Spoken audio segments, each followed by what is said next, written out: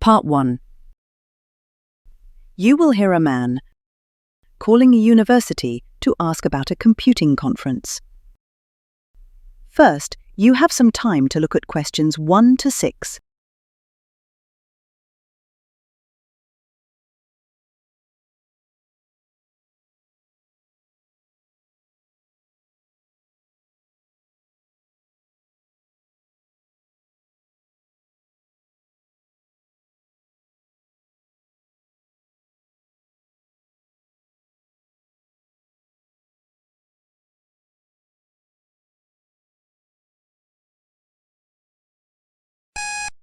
Now listen and answer questions 1 to 6. Good morning, New South Wales University School of Computing Technology. This is Sarah speaking. Oh, good morning. I was hoping you could provide some details about the upcoming Computing Technology 25th Conference. I need information on dates, enrollment, cost, and similar things. Of course. When exactly will the conference take place? Well, the conference will be held over 4 days from the 15th to the 18th of September. The 15th to 18th of September.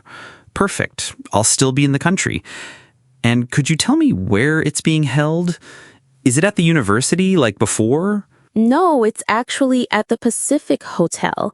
We've outgrown the university's facilities, so we chose a new location. Right, a Paradise Hotel. No, that's Pacific, Pacific Hotel. Oh, right. And is accommodation available at the hotel itself? Yes, but you'll need to contact them directly for reservations.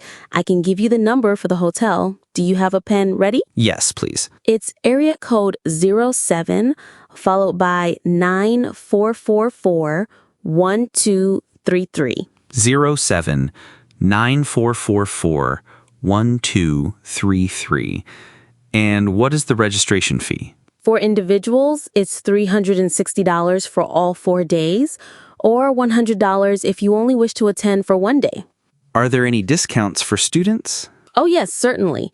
Students get a 50% discount, making it $180 for the 4 days, or $50 per day. Am I too late to propose giving a presentation? I'm quite sure the deadline for submissions has passed. Oh, really? I've just arrived in Australia. Before you hear the rest of the conversation, you have some time to look at questions 7 to 10.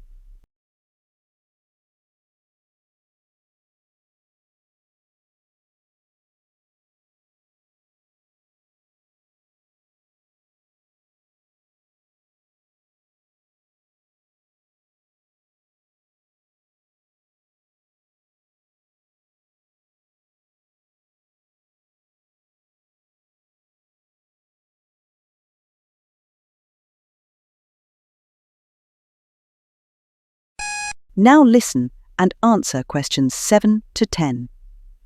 Is there any possibility my paper could still be accepted? Well, you'd need to speak directly with me, as I am Professor Sarah Dorfman, and I'm organizing the conference this year.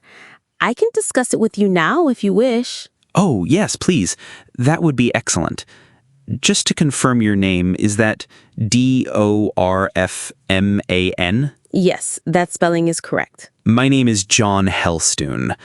I'm a computing technology student at London University, and I'm in Australia for 3 months to research educational applications of computing and information technology. Right. I'm interested in presenting my research at the conference, but I understand I might have missed the submission deadline. Well, strictly speaking, you have. The closing date was last Friday. Oh, no. However, we might still be able to include your paper if it aligns with our program, but you'll need to act quickly. Okay. What steps should I take? Please send me an outline of your presentation and ensure you include an engaging title to capture the delegates' interest. Okay. An engaging title. Understood. The outline, however, should not exceed 300 words. Right. I should be able to keep it to 300 words, but would 400 words be acceptable? No, unfortunately not, as we need to print it in the proceedings and have limited space. Sure, I understand. Additionally, could you send me a brief CV? Just the standard details like your name, age, and qualifications. Right, include a brief CV. Actually, emailing it to me would be faster. Certainly. What is your email address? That is the end of Part 1.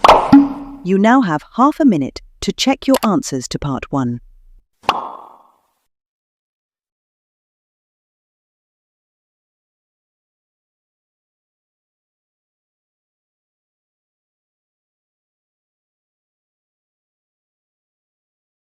Part 2.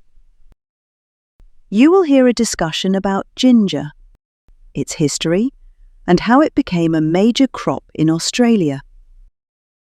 First, you have some time to look at questions 11 to 14.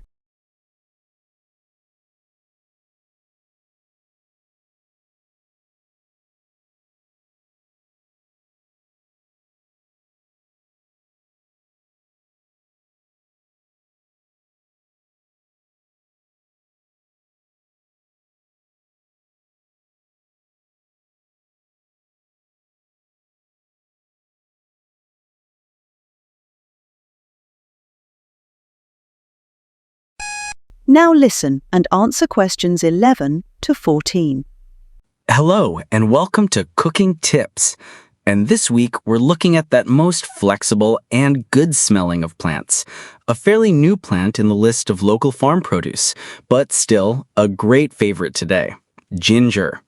And in the studio to tell us all about it is Eleanor Davies. Ginger is one of my personal go-to spices, and I've got a lot of great recipes to share with you later on in the program. So, what exactly is ginger? Well, actually, it's a spicy root with a strong, pleasant smell. It's related to the lily plant family and has many different uses in the kitchen. People in East Asia have grown it for thousands of years, especially to use in medicine, though you are probably more familiar with its use in food. But first, let's take a quick look at its history before we look at how it can be used, because it has a very interesting past. Ginger started in the southern parts of China, where it had been used in medicine and cooking for over 6,000 years. Ginger became very popular because of its special, good-smelling qualities and was highly valued by spice traders in the 1600s and 1700s because they were able to make a lot of money selling it in Europe. The early traders who found the plant took it to many parts of the world, like Africa, the Caribbean, Central and South America, and even Southeast Asia. Although Australia is now the biggest grower of ginger in the world, it wasn't grown here until the early 20th century. Before you hear the rest of the conversation, you have some time to look at questions 15 to 20.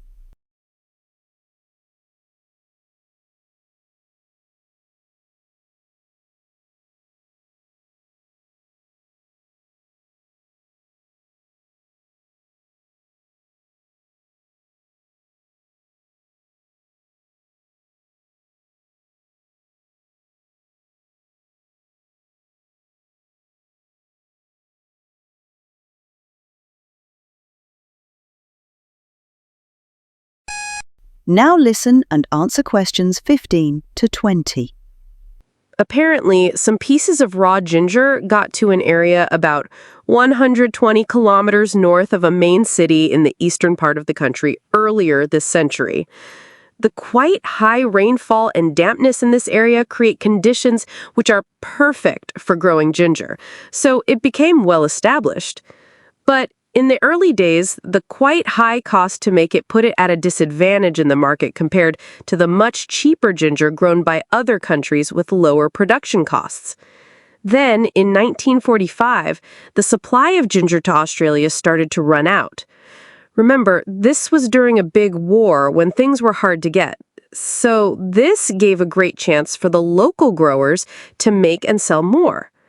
7 local farmers joined together and started a group in a place called Green Valley. They started with only 30 pounds of currency between them. That was in the days when the country's money was pounds, not dollars. So they set up the company with 3 wooden tanks and 18 tons of raw ginger. But they went on to become the most successful ginger farmers in the world. In fact, almost all the world's ginger now comes from the Green Valley factory in the eastern state. Half of what they make is used in Australia, and the rest is sent overseas to places like Europe, North America, South Africa, and even back to Asia, where it first appeared. So now, let's move on to look at ways to use ginger in cooking. That is the end of part 2. You now have half a minute to check your answers to part 2.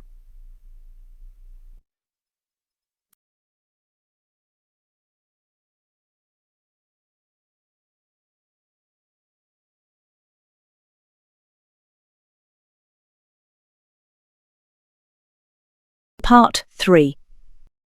You will listen to an expert interview about climate change. First, you have some time to look at questions 21 to 25.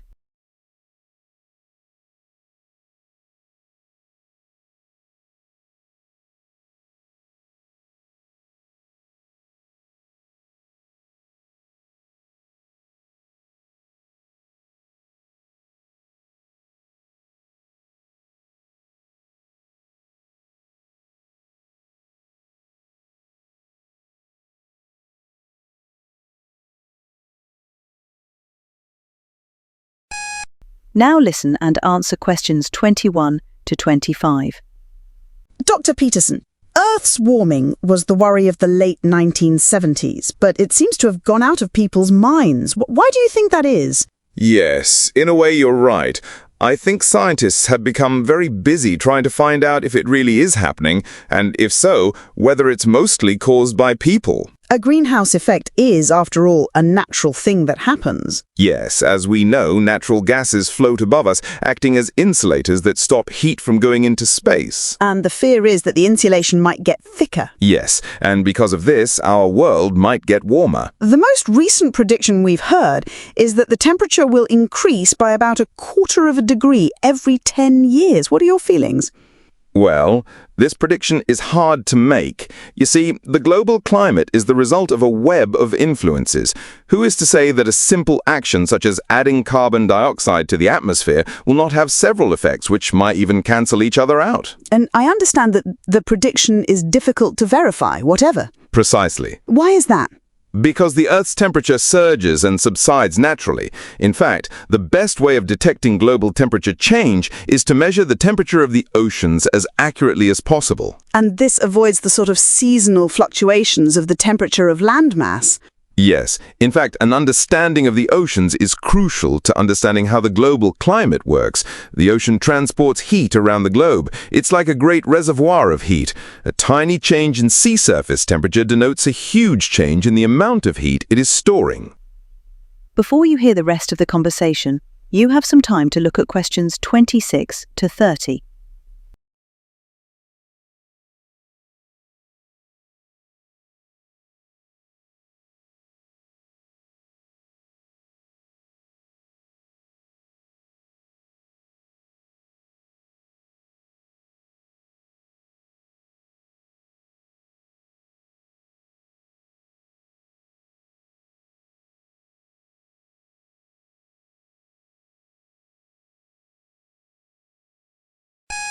Now listen and answer questions 26 to 30. And now I understand you are looking at ways of refining this measurement of ocean temperature. Yes, for a long time we've measured it by placing thermometers in buoys bobbing in the oceans, and also when ships draw water through their engines. It's also been done by satellite, hasn't it? Yes, but now data from a more promising system is being collected. This is the European Long Path Scanning Device, or EOTS, a much simpler name. The EOTS orbits the Earth above us. And what stage are you at with this? Well, it's been up there 3 years now. It's an infrared detector that senses the Earth's temperature with great accuracy, and this is what we need. We have to be able to separate out random changes in temperature. I believe there are other benefits as well. There are several. Every few days, it covers the entire Earth, so it produces large quantities of data. It measures the temperature from 2 angles, which allows correction for any effects that the intervening atmosphere may be having on its readings. Its field of view has a width of 600 kilometers, and it measures the temperature to 0.4 degrees centigrade. And it should continue for many years. Yes. Thank you, Dr. Peterson, for talking to us today. And now over to... That is the end of Part 3. You now have half a minute to check your answers to Part 3.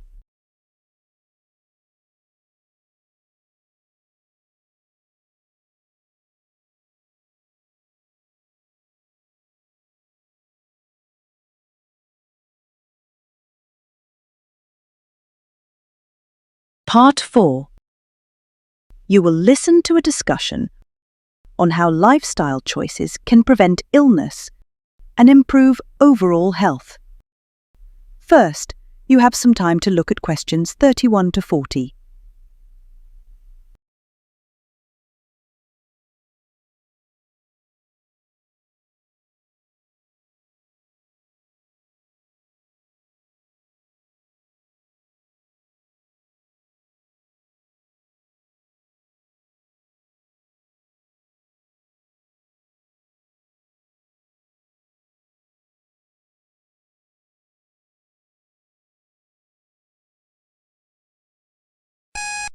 Now listen and answer questions 31 to 40.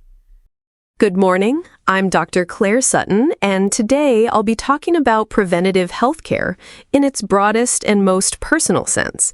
In other words, I want to discuss how individuals can take control of their well-being instead of relying solely on medical professionals, and how they can take real steps to protect themselves before problems arise. Essentially, I'm here to talk about how to stay away from the doctor's office as much as possible. When a person takes responsibility for his or her own health, and for simplicity, let's imagine the person is male, since statistics show men tend to face greater health risks than women, he has to make important choices. The very first step, without question, is quitting tobacco. Smoking is one of the deadliest threats to health, and the harm is entirely self-inflicted. I know some doctors who even hesitate to treat smokers because of the damage they cause themselves. If you're serious about staying healthy, avoid cigarettes and every form of smoking. Our department recently carried out an extensive survey on men's wellness. We looked at men in different age groups and occupations, and we came up with a disturbing insight. Young men, especially those from working-class backgrounds, are in significant danger of dying young because of their lifestyle habits. As a group, they have high-risk behaviors, they drink far too much alcohol, they smoke more than any other demographic, their meals are overloaded with saturated fats, and they do very little physical activity. We also conducted a smaller investigation into environmental dangers that impact health. Personally, I assume the biggest risks would be things like dirty air or unsafe drinking water. And while those are still concerns, they weren't at the top. What really stood out was the impact of sunlight, which people fail to take seriously enough. Please don't forget that too much sun exposure can lead to lasting harm. Now, hearing all of this, young men harming themselves with their habits, and the environment adding its own dangers, you might feel rather hopeless. But I'm not.